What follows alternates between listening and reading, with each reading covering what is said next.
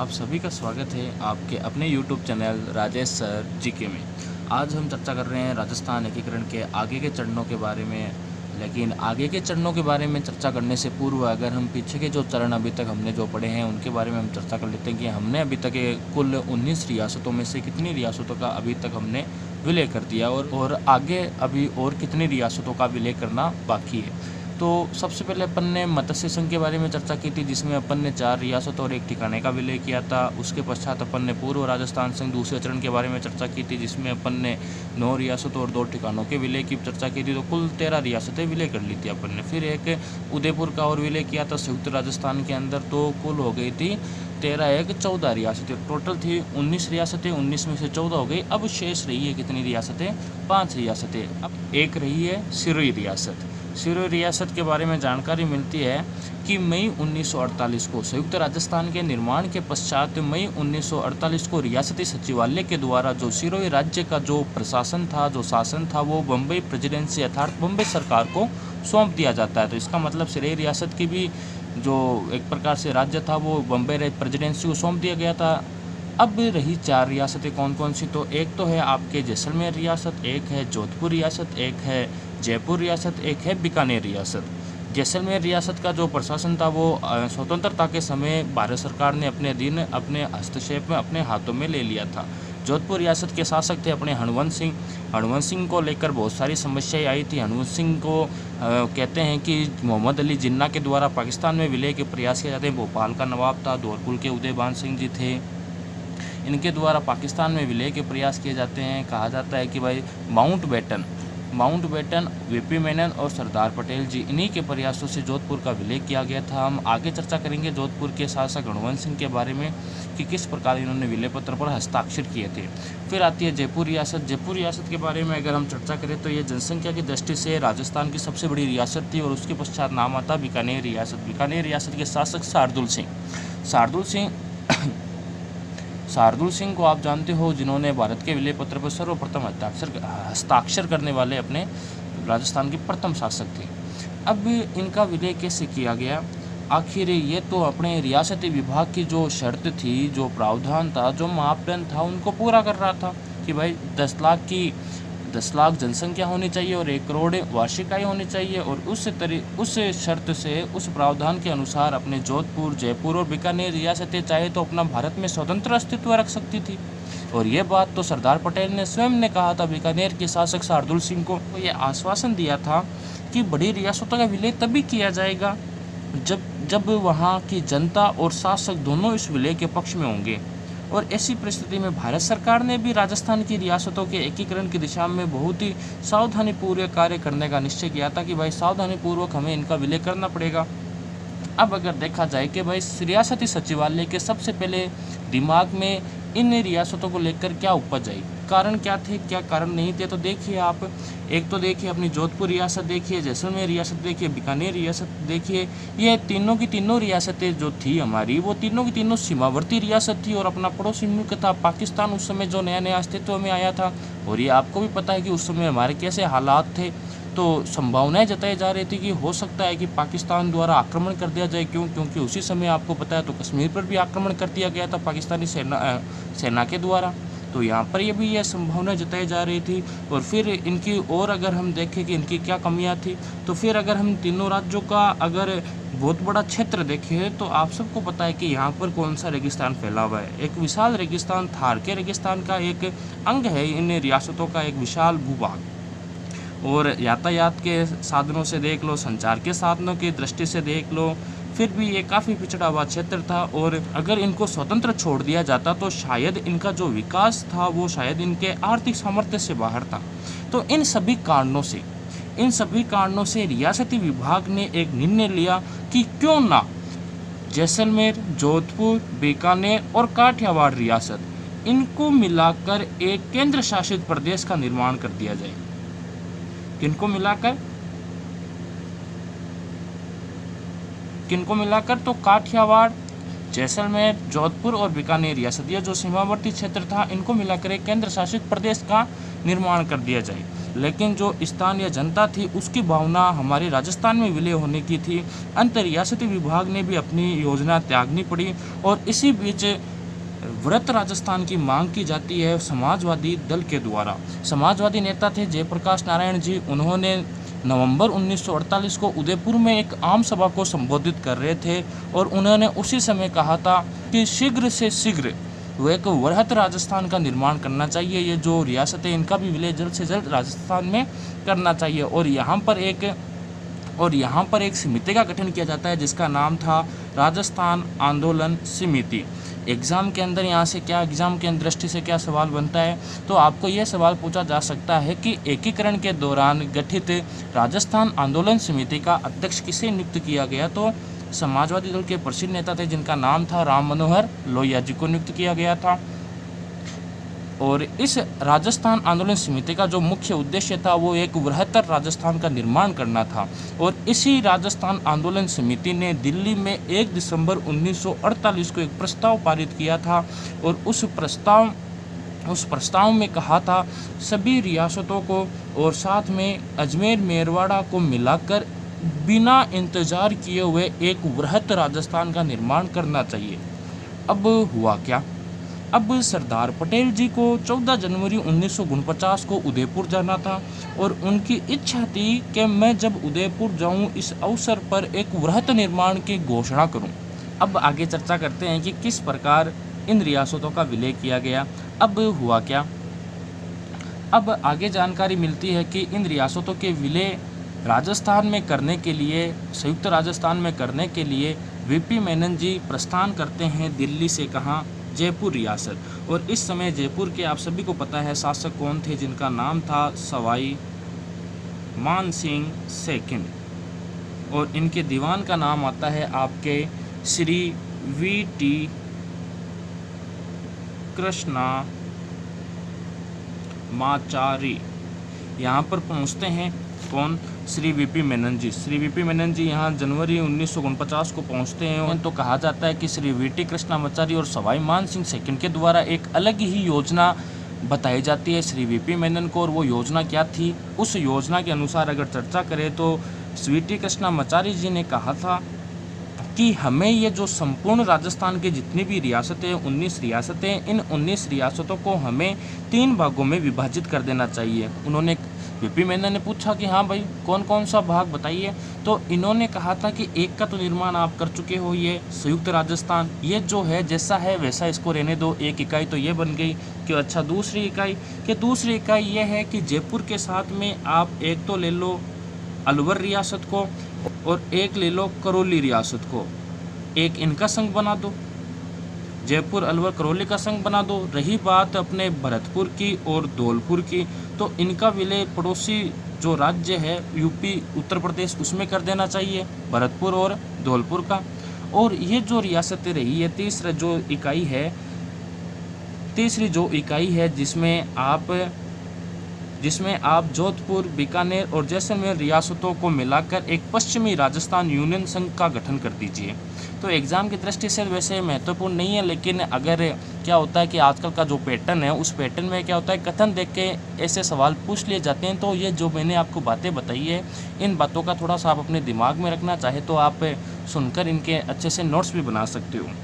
आइए आगे जानते हैं कि अब जयपुर रियासत ने जब ये प्रस्ताव रखा अपना कि भाई जयपुर अलवर करौली का एक अलग इकाई बना दो, संयुक्त राजस्थान का एक अलग इकाई रहने दो, जैसलमेर जोधपुर बीकानेर इनकी एक अलग इकाई बना दो पश्चिमी राजस्थान यूनियन के नाम से।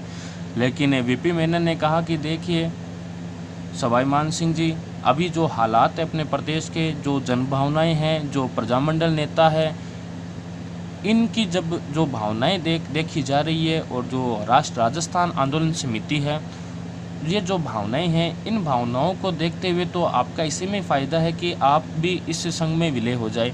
लेकिन माने नहीं, अपने अड़ियल रवैये पर अड़े रहे। वीपी मेनन ने बहुत समझाया और अंत में सवाई मान सिंह अपनी 3 शर्तें रखते हैं और 3 शर्तों को मानने पर ही संयुक्त राजस्थान में विलय पत्र पर हस्ताक्षर करते हैं। अब वो क्या शर्तें थी, क्या शर्तें नहीं थी, चर्चा करें तो सबसे पहली शर्त इनके द्वारा जो रखी गई थी वो शर्त यही रखी गई थी कि सवाई मान सिंह सेकंड को राज प्रमुख बनाया जाए और वो भी वंशानुगत। लो वही महाराणा भूपाल सिंह वाली दिक्कत आ गई।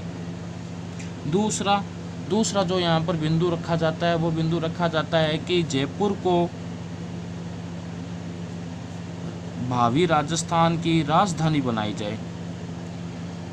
लो अब अगर हम चर्चा करें, ये शर्तें वही भूपाल सिंह वाली शर्तें हैं। अब किस प्रकार रियासत विभाग इनको पूरी करेगा, तो इसके बारे में जानकारी मिलती है कि इस समय तो जो अपने वीपी मेनन जी थे, उन वीपी मेनन जी ने कहा कि देखिए इन सभी मसलों पर हम बाद में विचार कर लेंगे, अभी तो फिलहाल सैद्धांतिक रूप से चारों राज्यों को संयुक्त राजस्थान में विलय होने की जो बातें हैं वो बातें तय करनी चाहिए। तो जयपुर महाराजा ने मेनन की बात को स्वीकार भी कर लिया था और इसी संबंध में मेनन के द्वारा एक प्रारूप तैयार किया जाता है और ये प्रारूप जल्द से जल्द तत्काल रूप से ये जोधपुर, जैसलमेर, इन रियासतों को भी, बीकानेर रियासत को भी प्रेषित कर दिया जाता है। और अंत में दोनों शासकों ने भी सैद्धांतिक रूप से इस प्रारूप को स्वीकार कर लिया था, बीकानेर के और जोधपुर महाराजा ने भी। और अंत में 12 जनवरी 1949 को मेनन ने उदयपुर जाकर महाराणा से भी बातचीत की। महाराणा ने भी अपनी स्वीकृति दे दी, लेकिन महाराणा ने क्यों अपनी स्वीकृति दी, इस बिंदु पर हम अभी आगे चर्चा करेंगे कि महाराणा ने आखिर स्वीकृति क्यों दी, महाराणा को ऐसा क्या कहा गया और क्या नहीं कहा गया, उन सभी तथ्यों पर हम चर्चा करेंगे, आगे करेंगे। अब भी कहते हैं कि 14 जनवरी को सरदार पटेल जी उदयपुर पहुंचते हैं और उदयपुर पहुंचते हुए यहां एक जनसभा को संबोधित करते हुए वृहत राजस्थान निर्माण की घोषणा कर दी जाती है। अब वहां के मंत्रिमंडल, राजधानी, इन सभी समस्याओं से संबंधित प्रश्नों का हल ढूंढना प्रारंभ होता है।